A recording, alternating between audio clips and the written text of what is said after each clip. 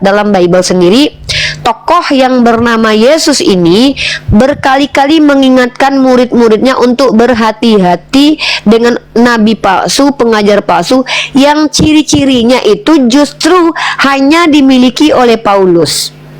Sekali lagi saya tegaskan ya, menariknya adalah ketika Yesus sebagai tokoh sentral agama Kristen sebelum naik ke surga, menghilang dari dunia, itu berkali-kali memberi peringatan bahwa tokoh yang akan menyesatkan itu ciri-cirinya persis seperti Paulus. Kenapa? Karena tidak ada lagi agama yang muncul dari orang Farisi. Itu poin saya. Sekali lagi, tidak ada agama satupun di dunia ini yang datang dari orang Farisi kecuali agama Kristen. Oke. Sekarang kita masuk ke fase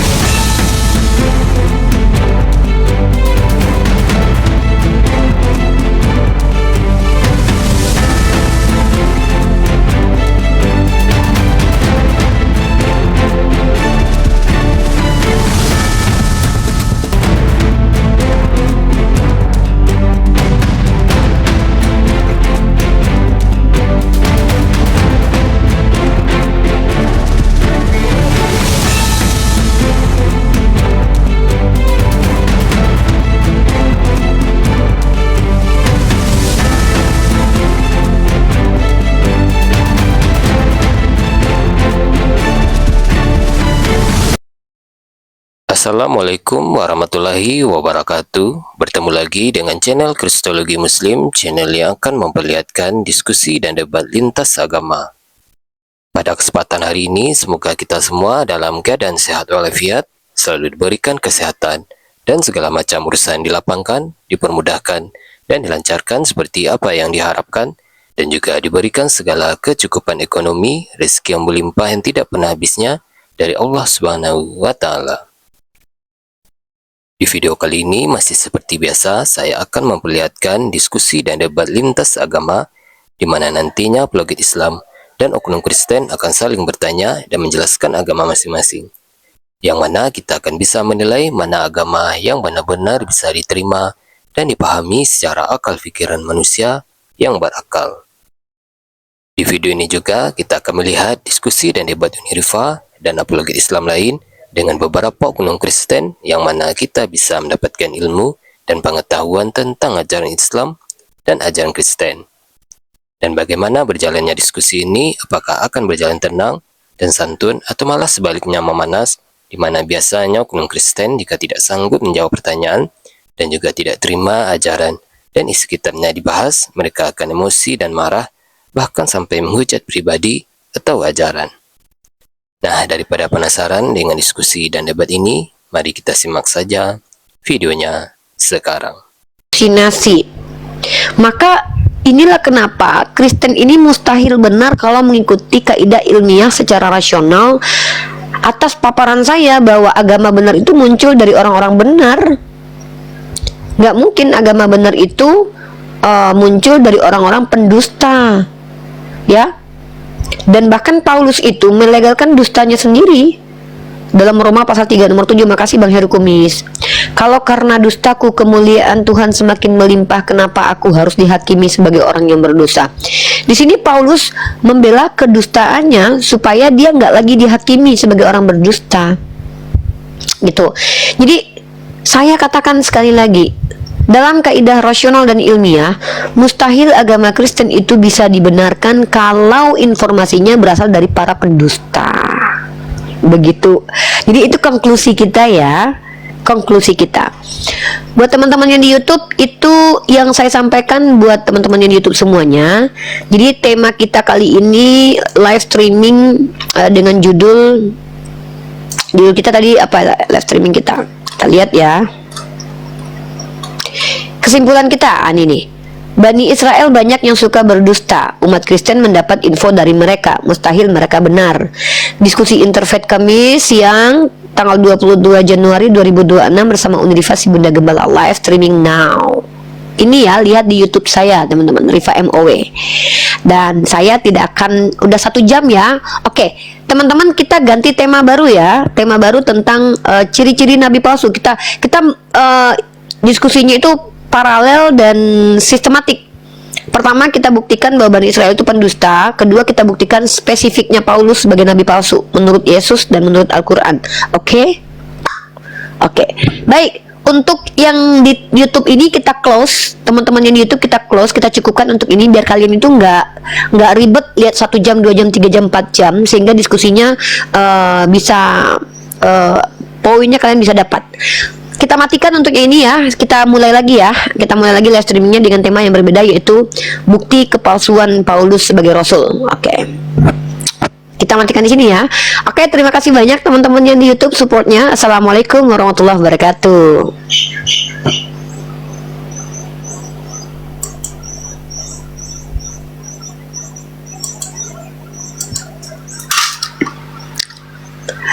Hayalan saja kok bisa, kok agama muncul dari Tuhannya saja.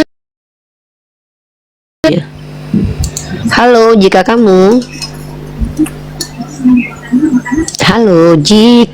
teringat.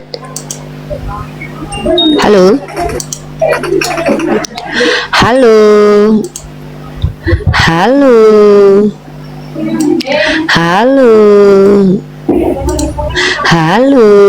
Oke, turun dulu ya.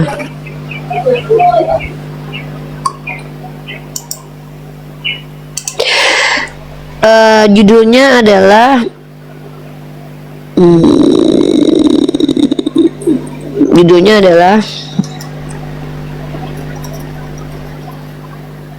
bukti Paulus nabi palsu menurut Yesus. Mustahil mereka benar. Tema kecil diskusi Interfaith Kamis siang 22 Januari 2026.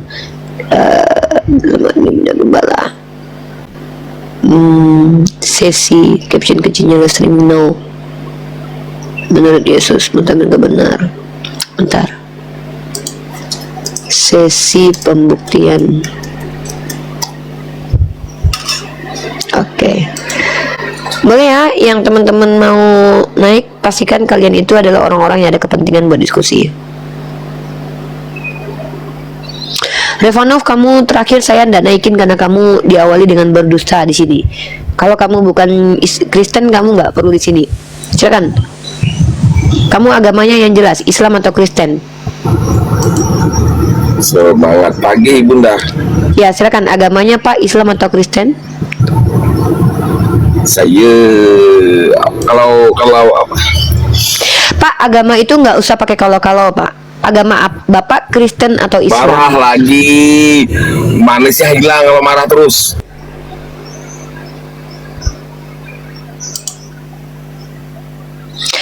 Jangan buang-buang waktu saya ya. Saya nggak ada waktu untuk mengurusi orang-orang nggak jelas, nggak penting.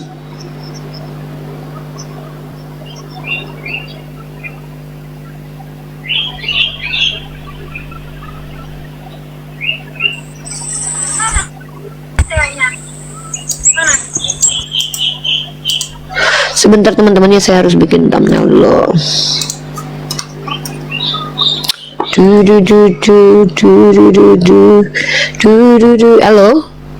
Halo tulisan Korea. Halo tulisan Korea, nggak tahu nih apa namanya nih. Saya nggak bisa bahasa Cina, bahasa Korea. Halo.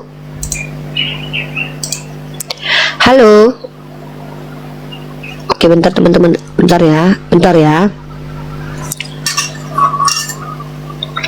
Halo.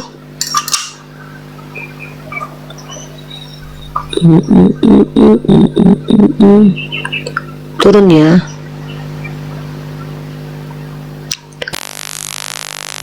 Halo Pak Muhammad. Oke, turun dulu. Storing Pak. Halo. How do you sir? Halo user. Halo user. Oke, turun. Teman-teman, aku pindah ini dulu ya di ini ya. Aku mau bikin thumbnail dulu bentar ya. Kalian jangan pergi kemana. Oh ya, di sini aja deh bikin thumbnailnya. Sini aja deh, bentar ya. Sebentar ya guys, aku bikin thumbnail. Teman-teman, sebentar saya bikin thumbnail dulu ya. Saya bikin thumbnail dulu. Jangan pergi meninggalkan saya dulu. Kita mau bikin thumbnail baru ya. Temanya adalah bukti nabi palsu. Yes, bukti Paulus nabi palsu. Tema ini harus kita ulang-ulang ya guys. Kenapa tema ini harus kita ulang-ulang? Supaya kita selalu mengingatkan saudara-saudara kita, supaya mereka tidak salah dalam beriman.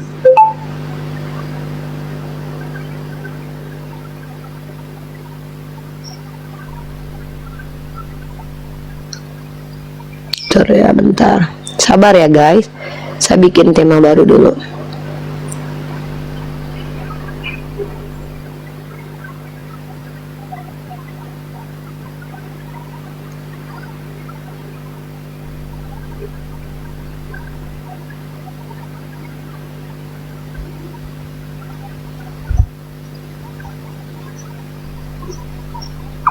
Sorry ya. Sorry tadi ya. Tadi saya kabur dulu tadi.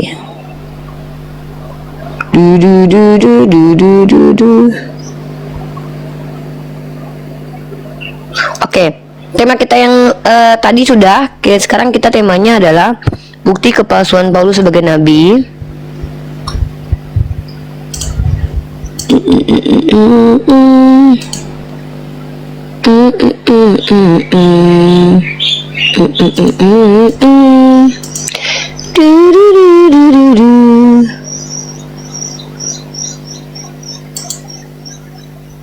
Oke, kita akan pakai materi nabi palsu, nabi palsu, nabi palsu, nabi palsu,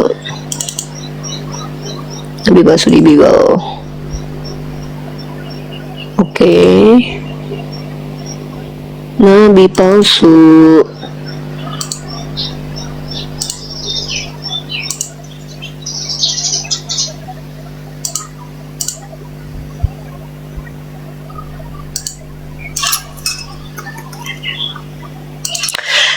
Tema selanjutnya, tadi kita diskusinya judulnya apa teman-teman ya? Aku lihat tema kita tadi apa. Tema kita tadi live streaming kita live 393, sekarang live 394 ya, live 394. Oh, kita live-nya di Mesia aja ya. Kita live di Mesia aja. Bukti kalau Paulus, adakah nabi palsu? Siapa ciri-ciri nabi palsu menurut Yesus? Kok mirip Paulus?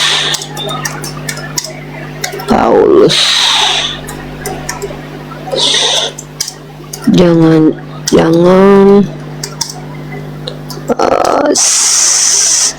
live diskusi pembuktian, live diskusi pembuktian sini. Mesia kemudian episode 1 bukti argumen apa narasi pembuktian episode 1 pembuktian. Oke, good. Kita lihat di sini yang ini.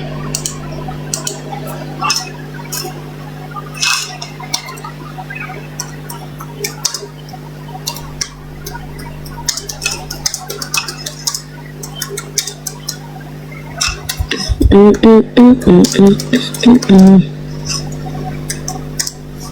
394, live 394, 394, sesi pembuktian,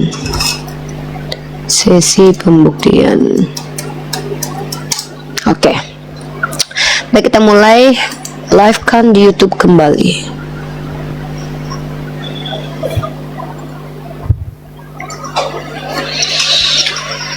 Buat teman-teman yang mau naik bergabung diskusi, kita ganti ya judulnya ya. Kita باي ganti أختي judulnya. يوني ريفا السلام عليكم. Bye bye. Waalaikumsalam.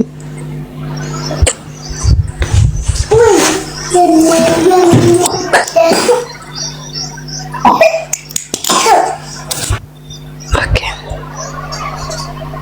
Oke ya, ini ya tema selanjutnya ya. Tema selanjutnya, oke. Jadi kita tuh setiap hari tuh sampaikan materi aja. Dan setiap teman-teman menonton itu materinya itu, oh ya ini thumbnailnya udah selesai, bentar.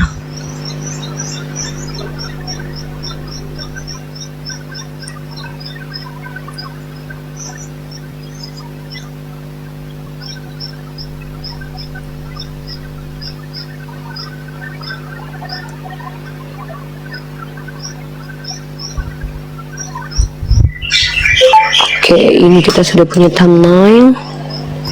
Yep, thumbnail kita sudah selesai.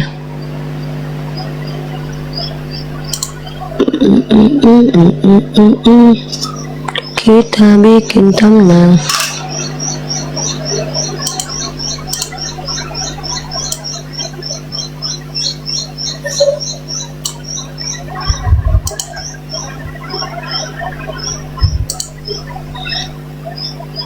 Oke, kita naikkan dulu sayanya, besarkan lagi, kemudian kita merujuk kepada konten, tutup ini, kita ke sini. Oke, tema kita selanjutnya adalah pembuktian bahwa ternyata nabi palsu itu lebih cenderung merujuk kepada Paulus menurut Yesus, dan saya akan mencoba untuk pembuktian secara tekstual, kontekstual, dan faktual. Baik, teman-teman boleh nonton lagi ini 1 jam ke depan, saya akan memberikan materi, dan boleh kalau ada diskusi mungkin lebih dari 1 jam ya. Kalau cuma materi aja mungkin 1 jam, tapi kalau ada yang naik untuk berdiskusi mungkin lebih dari 1 jam. Saya maksimalkan ya, dan saya tidak membuang-buang waktu saya untuk hal-hal yang nggak penting ya, menanggapi orang-orang yang nggak penting untuk diskusi. Baik, kita mulai. Bismillahirrahmanirrahim.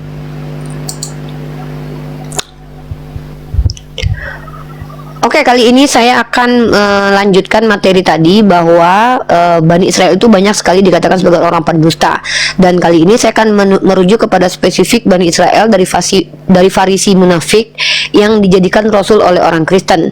Anehnya, ketika kita pelajari kitabnya orang Kristen, justru ciri-ciri nabi palsu itu lebih merujuk kepada Paulus. Nah, di sini saya sebagai umat Islam ya, disclaim ya, ini dalam iman Kristen, Paulus adalah Rasul, salah satu tokoh besar dalam keagamaan mereka. Kita harus menghargai itu dalam ranah kebangsaan. Artinya kita tidak boleh merendahkan dan menghinakan Paulus. Tetapi perlu disclaim, perlu dipahami, dalam kaidah Islam, Paulus adalah seorang rasul palsu dalam Islam. Sama seperti orang Kristen mengatakan Nabi Muhammad nabi palsu, seperti itu juga lah kita umat Islam mengatakan bahwa dalam pandangan Islam, Paulus adalah nabi dan rasul palsu. Tapi kali ini saya tidak membuat win-win solution dengan umat Kristiani.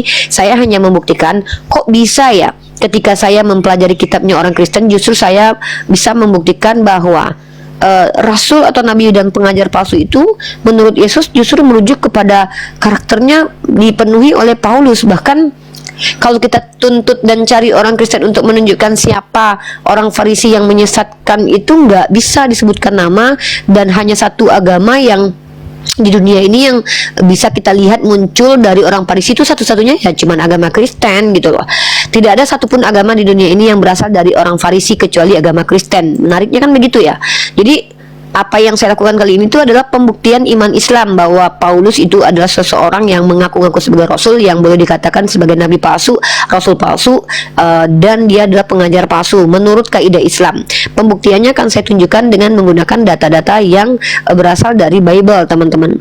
Salah satu buku yang dipakai oleh orang Kristen untuk sandaran keyakinan mereka. Nah, oleh karena itu mungkin biar lebih enak, saya akan coba untuk naikkan beberapa orang yang mau naik bergabung bersama saya ya untuk diskusi. Kita pindah lagi ke model TikTok ya, dan seperti biasa kita awali dulu dengan intro yang manis buat teman-teman subscriber yang manis.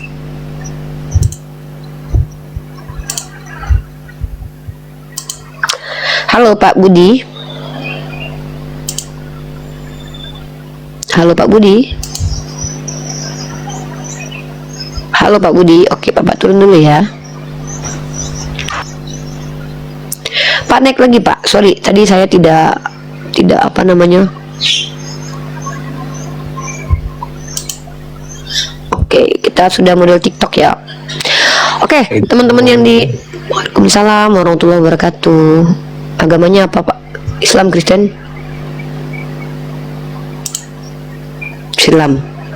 Islam KTP ya? Islam beneran. Oke, tadi sesi pertama 1 jam full saya menunjukkan kepada kalian bahwa orang Kristen itu mendapatkan informasi dari para pendusta atau para penipu. Maka mustahil benar ketika kita mendapatkan informasi dari para pendusta, maka kita tidak mungkin benar. Itu kenapa dalam Islam itu ada namanya kaidah ilmu, di mana setiap informasi tentang ketuhanan itu pasti dipelajari secara ilmiah.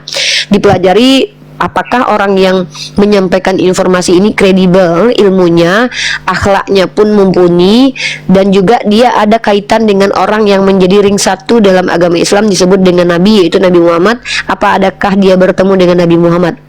Nah, ilmu ini disebut dengan ilmu sanad. Makanya ada istilah dari para ulama al-isnad minadin. Al-isnad itu bagian dari agama. Maka kalau kita mau mendapatkan informasi yang benar itu harus dari orang-orang yang benar.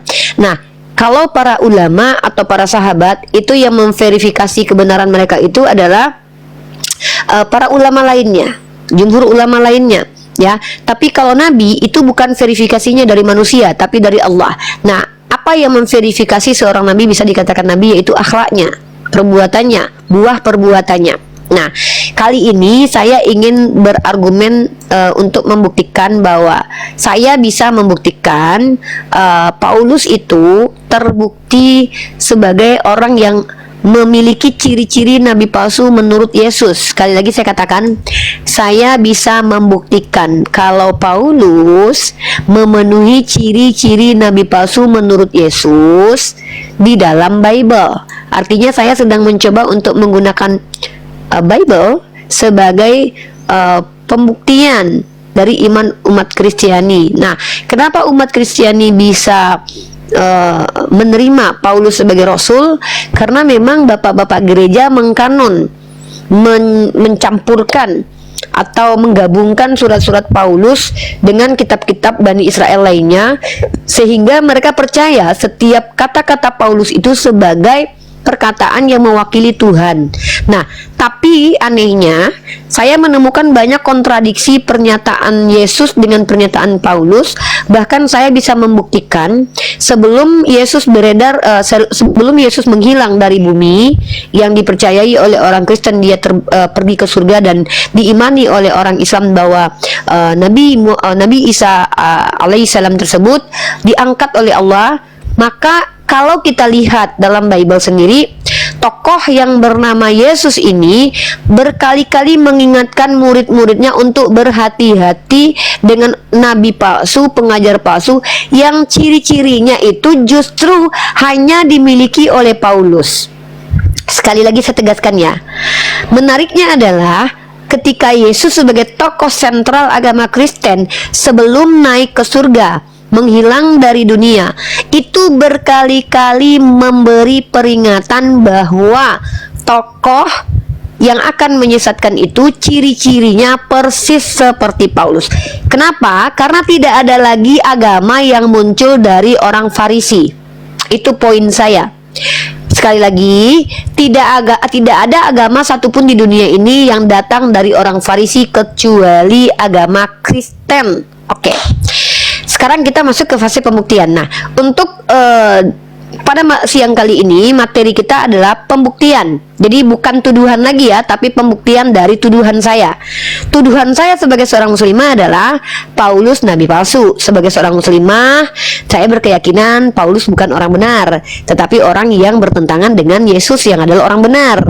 Dan saya harus membuktikan omongan saya supaya saya tidak terlibat dalam penistaan agama atau pemfitnahan terhadap tokoh sentral suatu agama yang diizinkan di Indonesia sebagai agama yang legal. Oleh karena itu, saya harus bertanggung jawab dengan omongan saya. Maka saya harus membuktikan dengan bukti tiga elemen. Pertama adalah elemen tekstual. Elemen tekstual ini menyangkut tertulis dalam kitab sucinya orang Kristen dulu. Nanti disupport oleh Al-Quran. Yang kedua adalah elemennya apa? Dipahami secara kontekstual. Artinya kita tidak memalingkan pandangan ke pemahamannya dari paham Kristen. Maksudnya gini, kita tidak boleh menyelewengkan pemahamannya. Kita harus menggunakan pemahaman umat Kristen di situ. Kita menggunakan pemahaman umat Kristen. Yang ketiga adalah nanti kita tunjukkan secara faktual, memang betul ternyata itu adalah sebuah kenyataannya memang begitu. Pembuktiannya secara faktual. Jadi tiga hal ya, tekstual, tertulis, kontekstual dipahami begitu, dan faktual terbukti. Tiga hal ini yang menjadi acuan saya, elemennya. Apa ya? Kalau saya bilang itu, ini yang mengikat saya dalam pemaparannya. Nah, oke. Sekarang kita menggunakan kaidah data dulu. Sebelum ke kontekstual, kita gunakan kaidah data dulu. Saya akan tunjukkan kepada Anda semua dalil-dalil yang mensupport pembuktian nabi palsu menurut Yesus dan juga implementasi secara faktualnya. Baik, kita akan tunjukkan pertama nubuatannya dulu ya, nubuatannya dulu. Kalau teman-teman baca dalam kitab Matius pasal 23 nomor 15, di sini kita baca pelan-pelan. Celakalah kamu hai ahli-ahli Taurat dan orang-orang Farisi, hai kamu orang-orang munafik. Dengarkan ya, di sini Yesus menghimbau kepada satu sekte, bukan personal, bukan per status sosial, tapi per sekte. Siapapun yang masuk dalam sekte ini digolongkan sebagai orang munafik. Ya, sektenya apa? Agama Farisi. Jadi kalau teman-teman tahu ya, Farisi itu salah satu sekte sempalan di dalam keyahudian, dan Paulus adalah orang yang ada di dalam sekte Farisi itu. Sama seperti kalian kalau dalam Islam itu ada namanya sekte Syiah. Nah, orang Syiah ini tentu tidak dibenarkan. Orang Ahmadiyah misalnya, seperti itu. Farisi itu sekelas itu ya, sekte sempalan dalam keagamaan. Nah, kemudian kalau kita lihat di sini, celakalah kamu hai ahli-ahli Taurat dan orang-orang Farisi. Bahkan Yesus mengutuk ahli Taurat loh. Bahkan Yesus mengutuk ahli Taurat. Nah, hai orang-orang munafik, sebab kamu mengarungi lautan dan menjelajah daratan untuk mentobatkan satu orang saja menjadi penganut agamamu.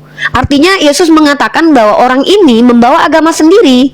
Ya, orang ini membawa agama sendiri. Coba perhatikan baik-baik.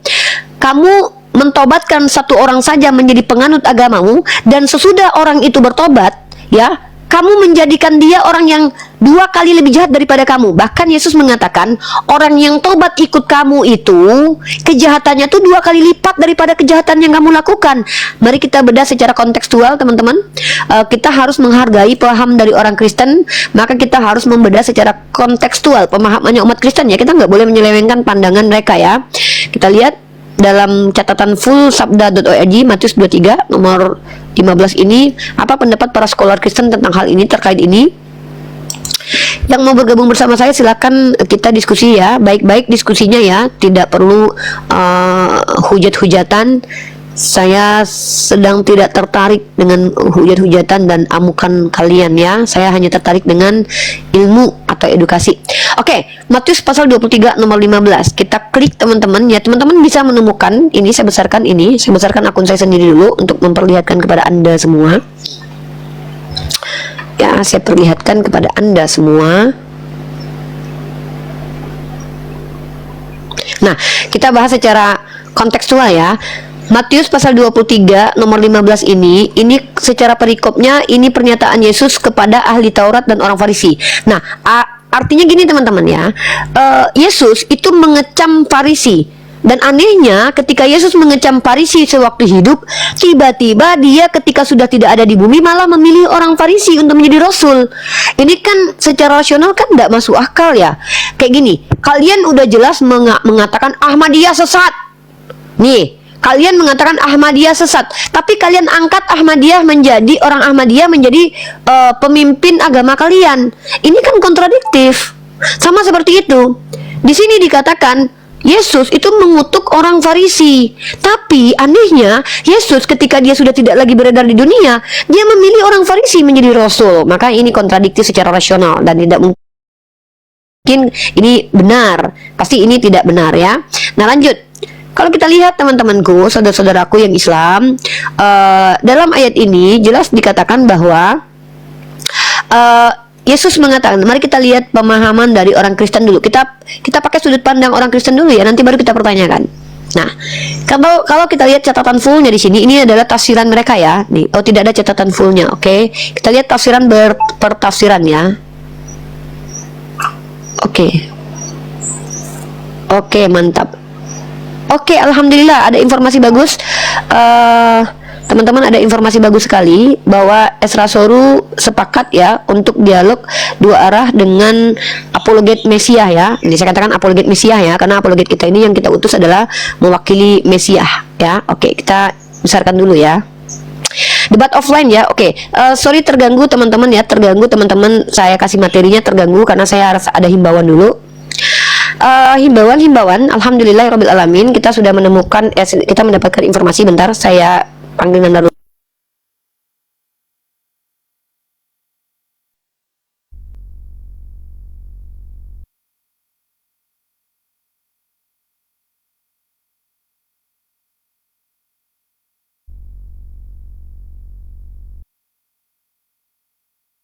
Oke teman-teman, alhamdulillahirabbil alamin, program Mesia, tapi kita tidak boleh mengatakan ini hanya program Mesia ya. Artinya manajemen Mesia mengatur diskusi dua arah secara offline antara orang-orang yang akan kita selektif ya. Kita selektif banget ya.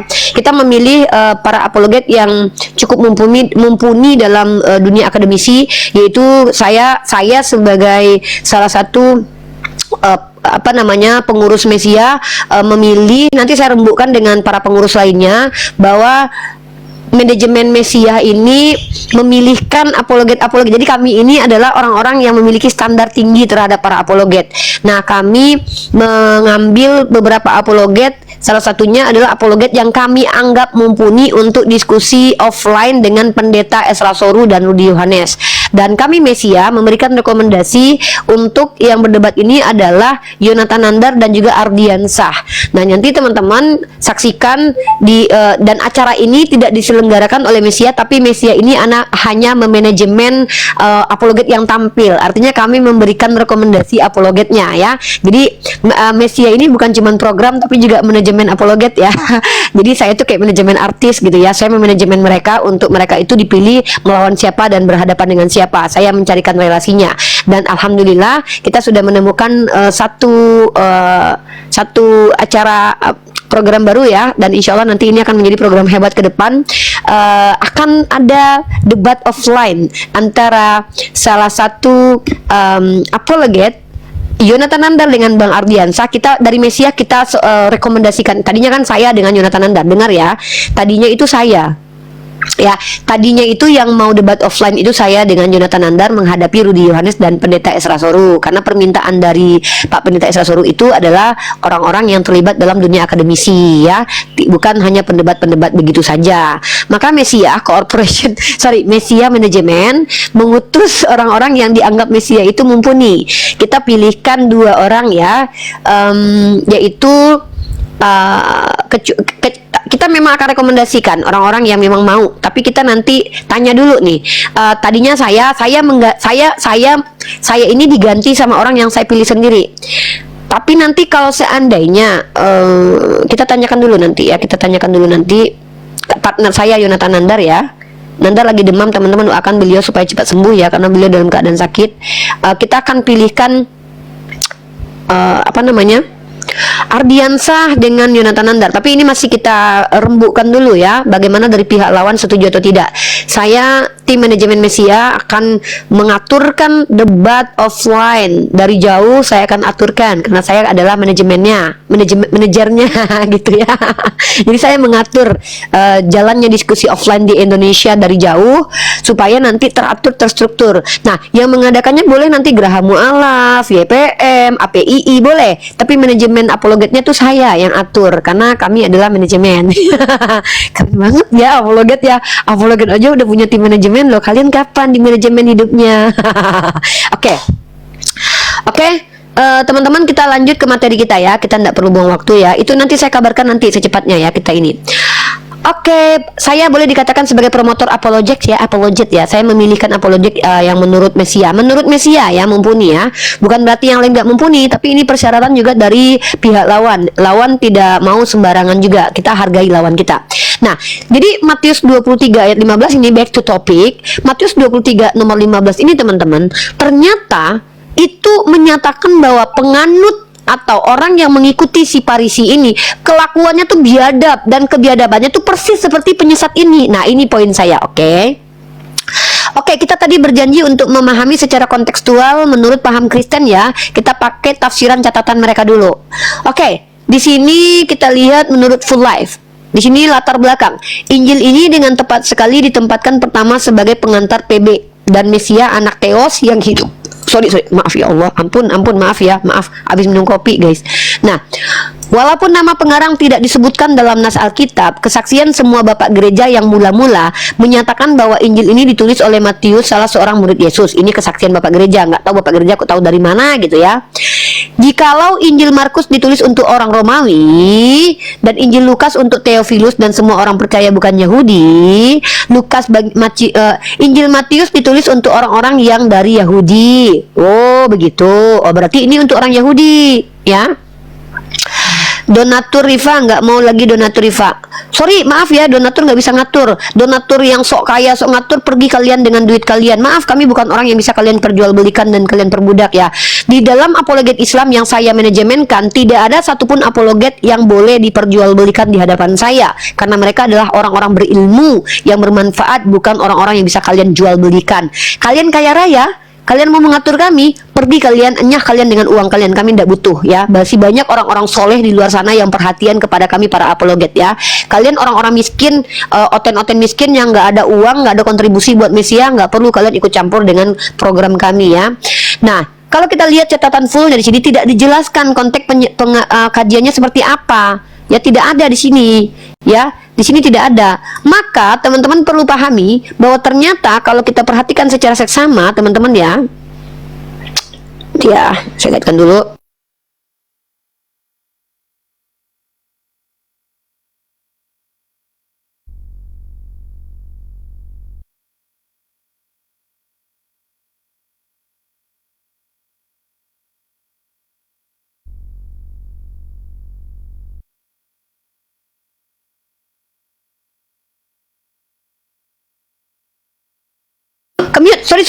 Commute. Ulang. Oke, saya ulangi.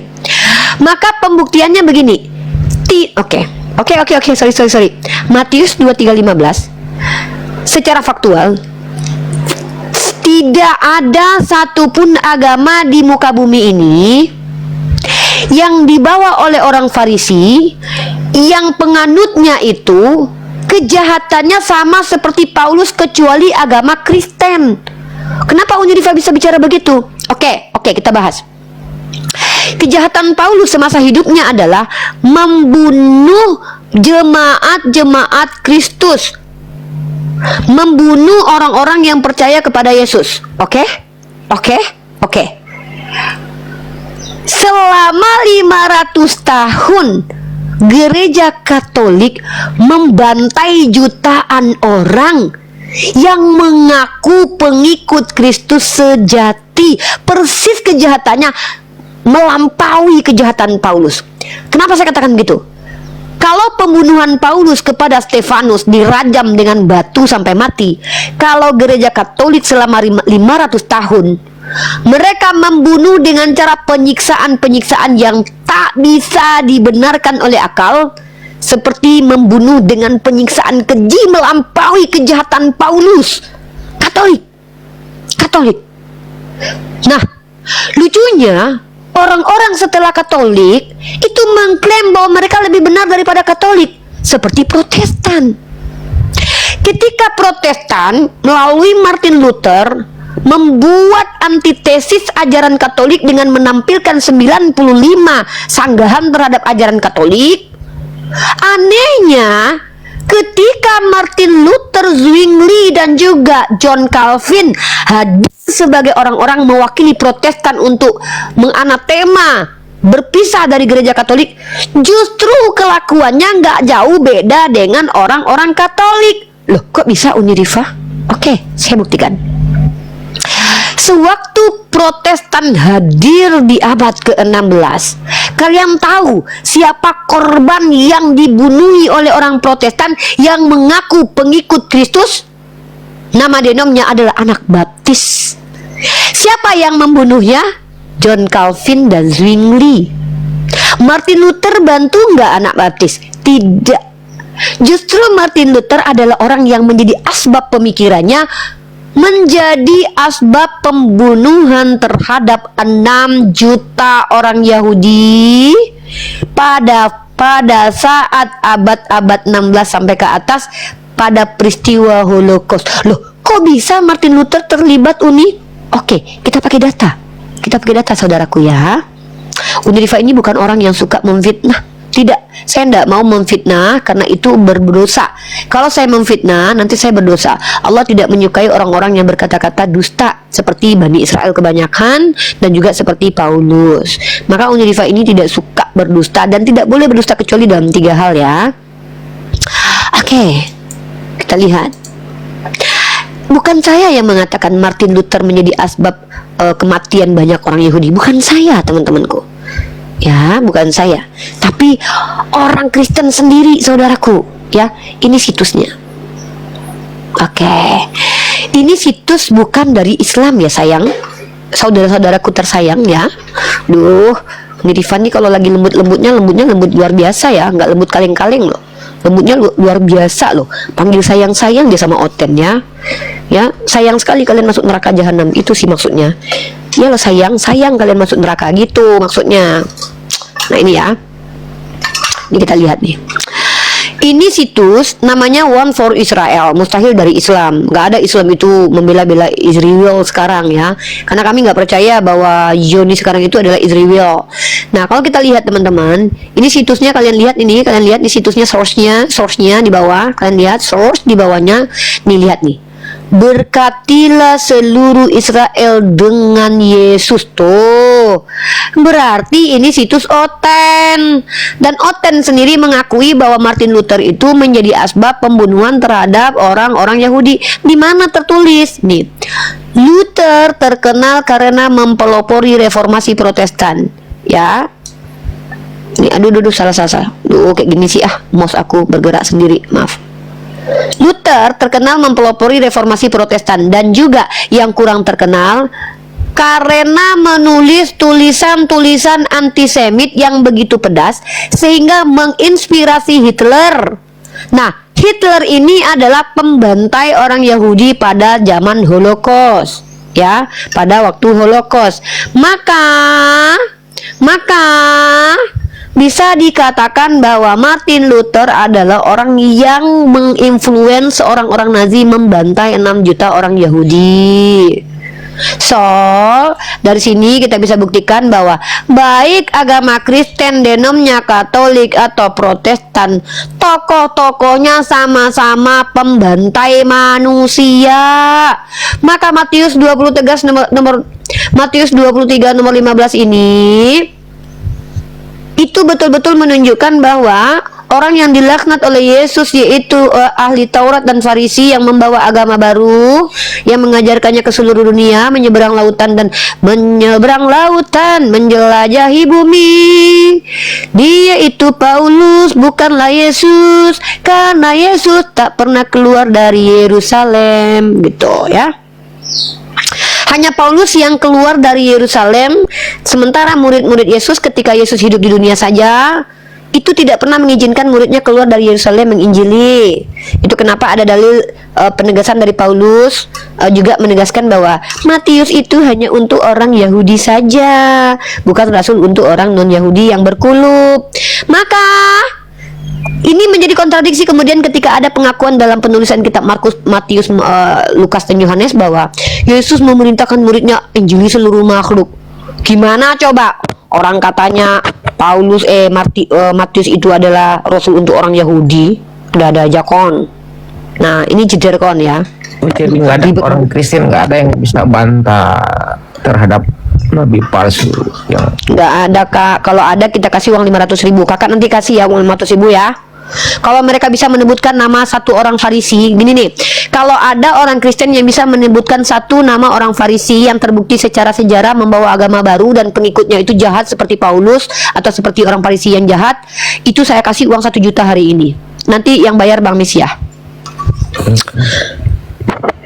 Bang Mesia nanti ya yang bayar. orang Farisi. Kalau perlu saya jadi budak. Ya uang saya ya teman-teman ya. Dengar baik-baik ya, uang Bang Mesia uang saya. Jadi berapapun uang yang dia keluarkan itu dari saya. Kalau Bang Mesia kasih uang ke orang-orang itu dari saya, tapi duitnya dari dia karena uang dia adalah uang saya. Tuh. Rugi bandar. Hah? Benar. Benar teman-teman. Orang Farisi, siapa ya nama orang Farisi yang ini lagi? Gak tahu, makanya kita mau tanya nih, siapakah orang Farisi yang membawa agama baru yang pengikutnya lebih jahat daripada orang Farisi itu? Mungkin Pak Jemi nih bisa jawab nih, Pak Jemi. Pak Jemi naik dong. Pak Jemi jangan takut diskusi sama aku nggak jahat kan? Si Pak Jemi. Unirifa cewek palsu.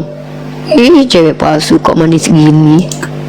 Mungkin Yesus bilangnya Farisi rohani kali. Hah, gimana ya? Farisi rohani kan banyak tuh. Farisi rohani ya, benar juga ya Farisi rohani. Gigimu berantakan nggak apa-apa gigi aku berantakan asal Bang Mesia tetap mencintai aku. Nggak apa-apa gigi aku berantakan, yang penting kan Bang Mesia cinta sama aku. Apa kalian? Jadi nggak ada orang Farisi lain ya? Kasihan Nggak ada. Kristen. Nggak ada. Satu-satunya Pak Pendeta aja nggak bisa sanggup ya? nggak bisa sangga lah. Jangankan Pak Pendeta, Yesus turun ke dunia juga nggak bisa sangga aku lah. Karena kan nggak ada terbukti secara sejarah ada orang Farisi yang membawa agama baru kecuali Paulus. Tapi mereka presetin itu di ayat itu nih ya, biar bisa diselamatkan Paulus ya.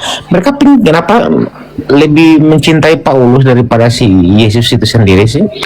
Ya karena kan mereka Paulus berkata begini, bahkan kalau ada yang menyebarkan Injil berbeda dengan yang dia ajarkan, terkutuklah dia. Berani loh Paulus mengatakan itu. Yesus saja nggak berani loh mengatakan begitu loh. Nih, malaikat aja dikutuk sama Paulus loh. Oh iya? Nih,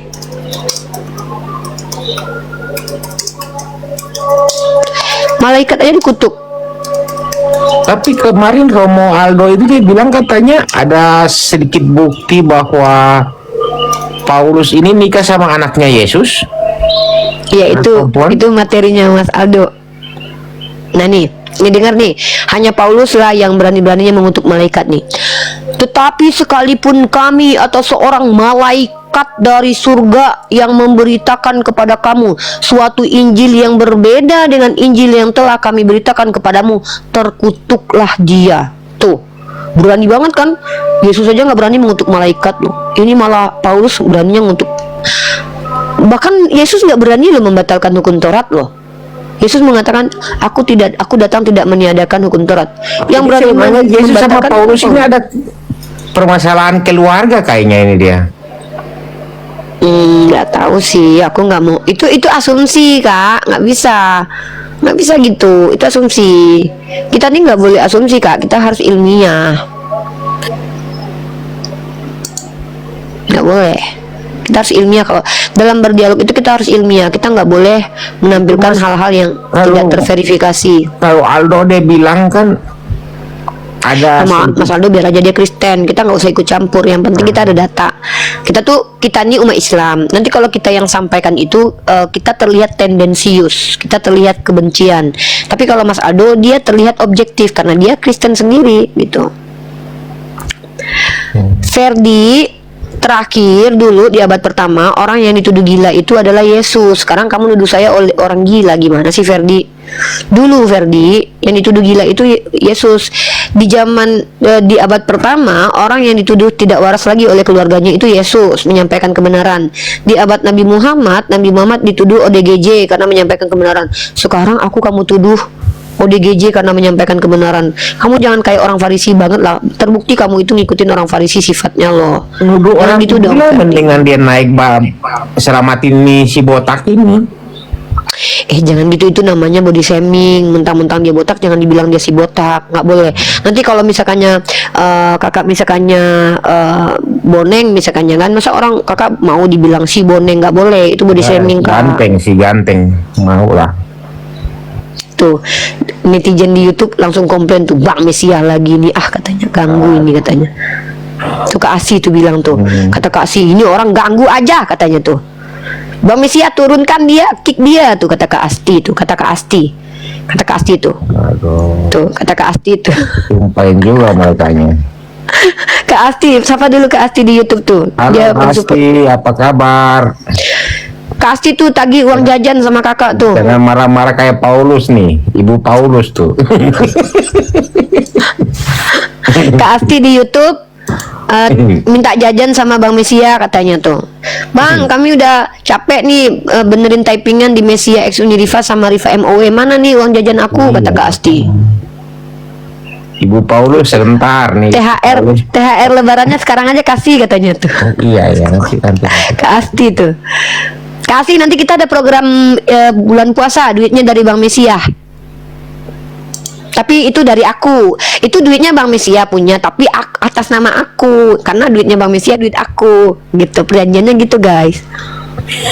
Duit aku, duit dia duit aku. Cari orang yang membelain Paulus. Gigimu berserakan, nggak apa-apa gigi aku berserakan, yang penting Bang Mesia cinta.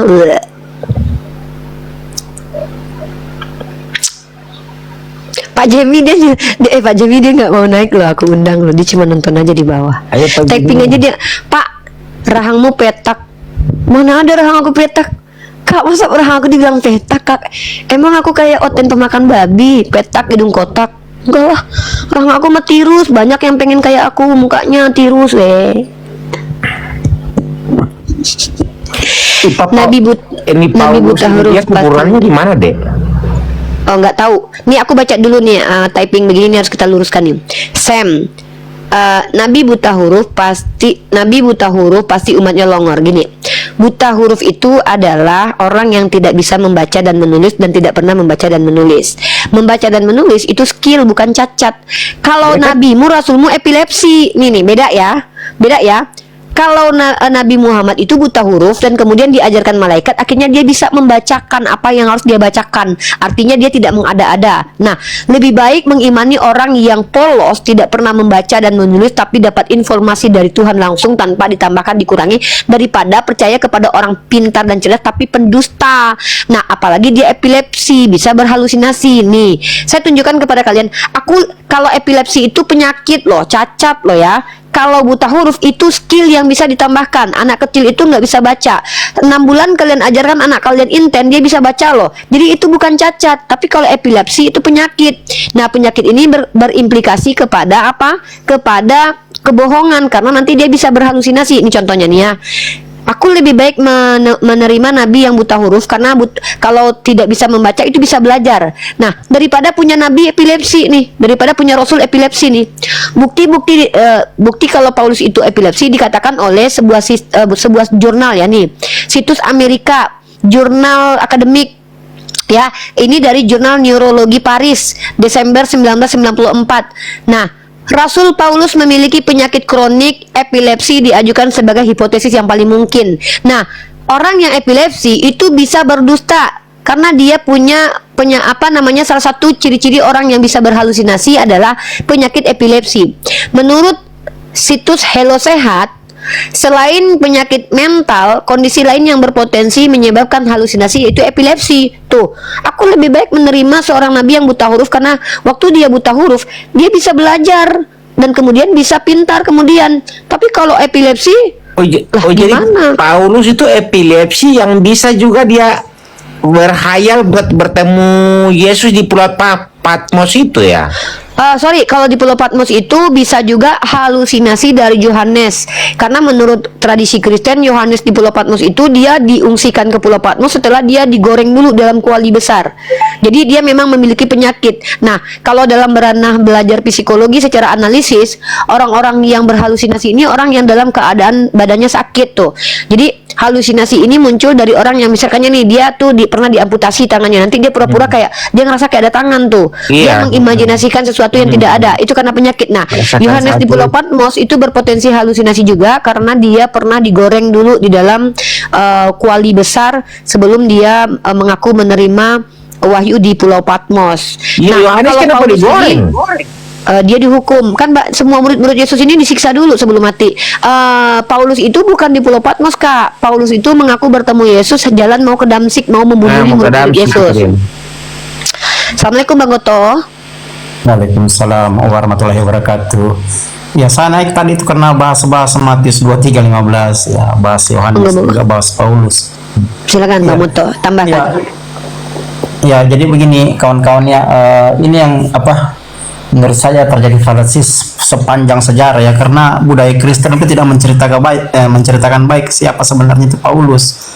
Ya, di beberapa komal sering saya edukasi bahwa Paulus ini ya digantung oleh Nero bukan karena akidah, tapi karena ada masalah dalam politik ya.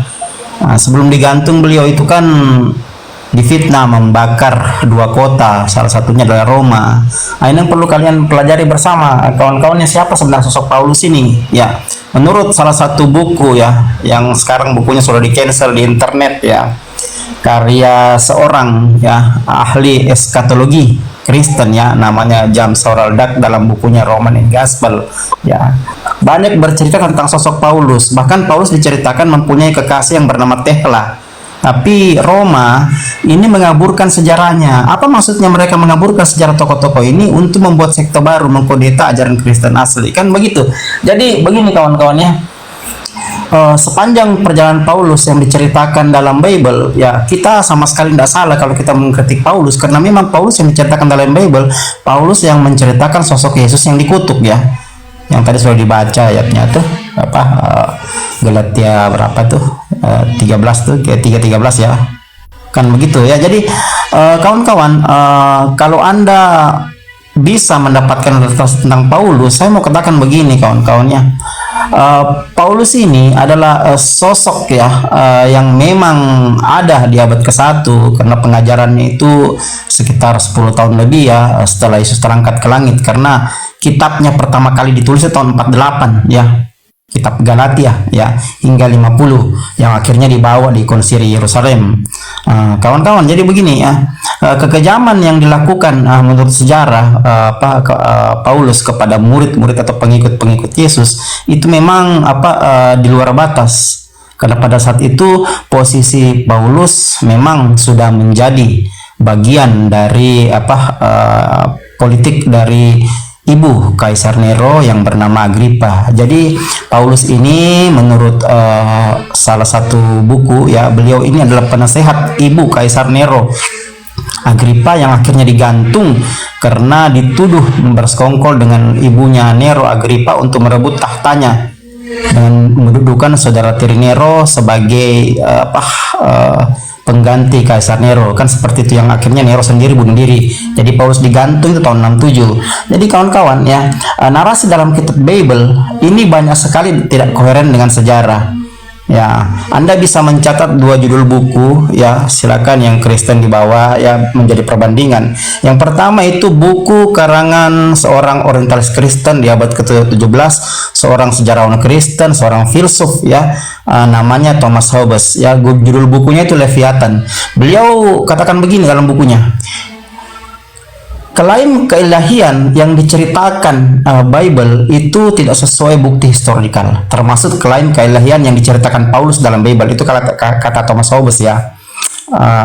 Lebih parahnya lagi, ketika seorang filsuf Prancis yang pemikirannya sampai menggantung Louis XVI ya, sehingga Maximilian itu mengeluarkan Liberté, Égalité, Fraternité ya, yang akhirnya Louis XVI digantung. Voltaire katakan begini ya, Bible itu punya 4 poin besar ya, dalam bukunya yang kita kenal yang cukup populer ya, Dictionary Philosophy dengan Deus et las Hommes. Beliau bilang begini, Bible itu penuh dengan kekejaman, 1. Yang kedua, Bible penuh dengan konflik moral, 2. Bible tidak sejalan ya dengan sains dan teknologi ya. Itu kata Voltaire ya.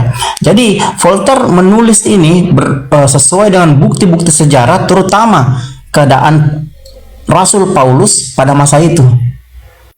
Karena begitu banyak kekejaman yang terjadi di zaman itu, akhirnya Voltaire menulis buku ini. Ya, silakan Anda cari judul bukunya yang saya sebut tadi ya. Jadi mohon direkam supaya ada sedikit tambahan wawasan bagi kawan-kawan ya. Jadi begini kawan-kawan, ketika kita berbicara Bible yang Anda pegang sekarang, kenapa Voltaire dan Thomas Hobbes mengatakan bahwa tidak koherensi dengan sejarah? Karena sudah terjadi pembelokan sejarah besar-besaran. Tokoh-tokohnya dimanipulasi ya. Ya, alat untuk memanipulasi itu yang terutama adalah berbohong. Jadi otoritas Roma pada saat itu membuat satu sekte ya dengan mengkudeta Kristen asli, lalu mengaburkan seluruh sejarah tokoh-tokohnya. Makanya Paulus siapa bapaknya sama kita tidak tahu, Yesus di mana salibnya kita tidak tahu.